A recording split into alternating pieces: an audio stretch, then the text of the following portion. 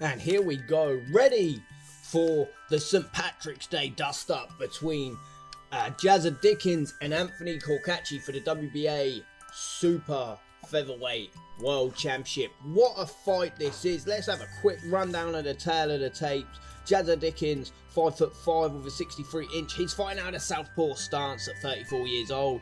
Anthony Cacace, 37, 5'10" with a 70 inch reach. Also fighting as a southpaw. And what a good fight. This is an early shot there by Anthony Cacace, setting the tone early on. That's what we like to see. But I love the whole Jazza Dickens story. I don't think anyone really a year or two ago thought that Jazza Dickens would be in this position. What a road to a world title it is, and what a first defence this is. He travelled over to Turkey to pick up the WBA. It was the interim title at the time against Albert Baratsagev, which seemed like a real tall task, a bit of an unknown, but an early world champion, someone people had a lot of faith in. He had previously beat John O'Carroll, who's also on the card. We'll get to that later. And it kind of flew under the radar, to be fair. I don't think he got the props that he deserved. He was then elevated to world champion.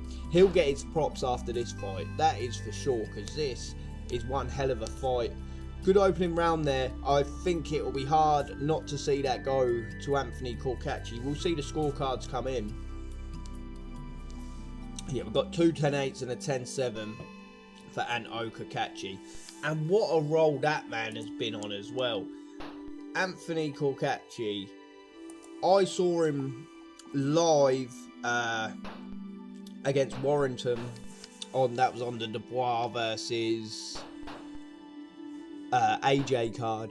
He also beat Lee Wood in his last fight, and he beat Joe Cordina, won the IBF World Championship in that one, and he's also was the IBO champion. I'm not sure if the IBO is on the line for this one, but he has been on a hell of a run. So to see Jazza take this fight, and one thing, you might have noticed it when I went through at the start, one thing that's telling in this is the height difference, 5'5" to 5'10", and the reach difference. I believe it was 63 inches to Cacace's 70 inches. I think that will be a big problem for Jazza Dickens, and I think that's why Cacace was able to rock Dickens in this simulation early on, and he is still pushing him back, applying that pressure. And I think that's another Cacace round there. We will see as the judges' scorecards come in. Let's see what them scorecards are saying. Two 10-7s to Cacace and a 10-8. So we have got a 11-point fight, 2 rounds in. That's not the end of the world, but I would like to see Jazza start pushing forward. But Jazza's had a long career, man. He has been around. You know, I remember he fought Keith Galahad for the World Championship. Didn't get the job done there. He also fought Rigondo back in the day, the Cuban. Oh, big shot there by Anto. Anto again with a big shot. Got Dickens trapped on the ropes. Long time to go in this round. So it was really third bite of the cherry, under the radar. No one saw it coming, but Jazza Dickens pulled it off. And now he's taking that step again. Big fight. I don't have him as the favourite, but I'd be more than happy for him to prove me wrong. No doubt about that. And this is a real good card in general. We'll go over the card in a minute. We'll see these judges' scorecards come through, and we'll go through what else we've got.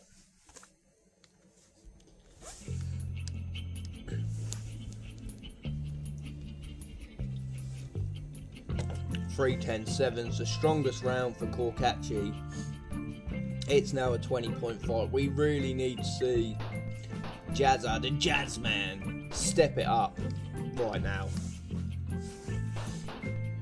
Caught to the body there. I think he's okay. I don't think that was even a wobble, but it's a decent shot. But also on this card, we have Pierce O'Leary taking on Maxi Hughes, stepping in at kind of short notice. But Maxi Hughes is in, and I actually think this is an upgrade to the card, to be fair. That it works out like that sometimes, you know. It was meant to be Mark Chamberlain. I like Mark Chamberlain. We know what Mark Chamberlain does. He comes and he puts on a good fight. But I think Maxi Hughes is a better fight, and sometimes it works out like that.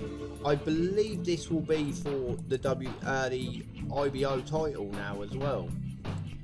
The Maxi Hughes versus Pierce O'Leary fight. So that's another added little bit of sparkle onto the card. So this is a great card on St. Patrick's Day. I'm really looking forward to this one, and that's going to be a great fight. And Pierce O'Leary's looked good recently, and against Maxi Hughes, probably be his biggest win to date. Let's see what the judges are saying on this one. Ooh, a 10-10, a 10-8, and a 10-7 Cacace. So that was the closest round we have had so far.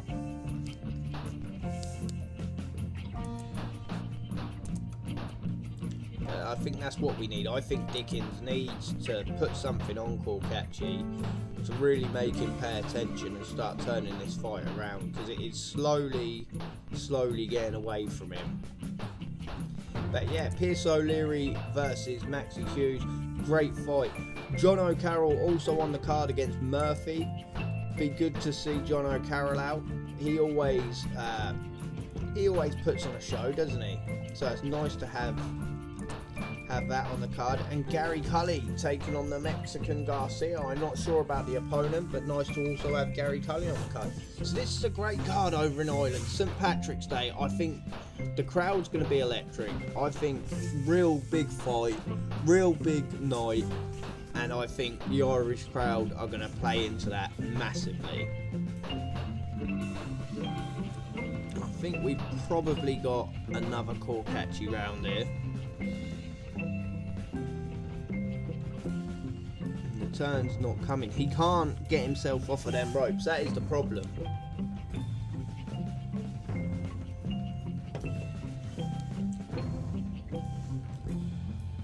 (10-7, 10-9) Cacace and a 10-7 Dickens. So just picking up another point, but he's getting closer to that finish line.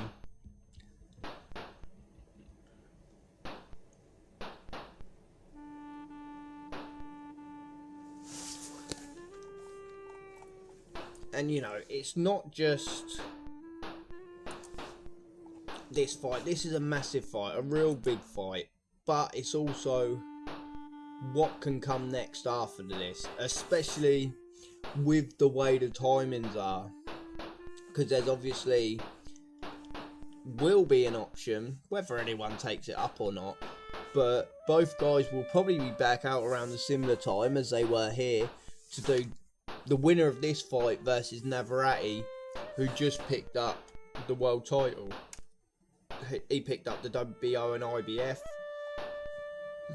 Also, there is a chance that they'll have to face the interim champion as well. That's probably the more likely fight, Elnur Semedov, which isn't as appealing as a Navarrete, but good shot there by Anto Cacace right at the end of the bell. Jazza Dickens will get up, but it'll be interesting to see how he starts that next round. It's hard to see him not starting it a little bit shaken up. It says he's not hurt. We'll see how he moves. He's moving fine. Jazza Dickens is fine. He'll be looking to push it on. Some big fights on the horizon for the winner of this. Potentially a huge fight with Navarrete or Shock Foster. Shock Foster looking good in his last fight. He fought oh my god, who did he fight?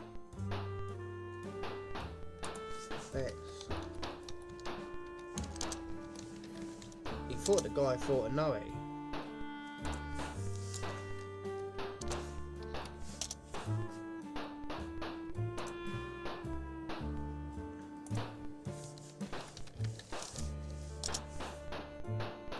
Steve Fulton, that's who he fought, and he looked good. He looked very good. Quite dominant in that, getting a good win against a very, very good opponent. So that's also an option as well. I don't think Shock Foster has anything lined up, so there's that option as well. It looks like we could be heading towards another Cacace round, not as dominant as the last. But, so yeah, you really want to win this fight because obviously you have the option of the unifications. 10-9, 10-7 Cacace and a 10-7. Just another round chipped away there by Cacace. And that's a big lead he's got. That's a big lead. I can see him riding this out all the way till the end here.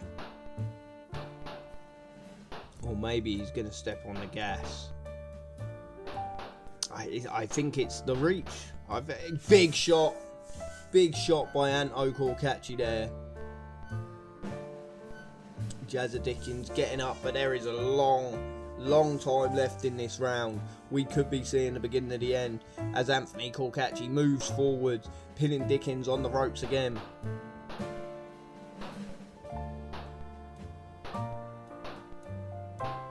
Dickens has not been able to push off them ropes all fight, and he's down again. This could be it.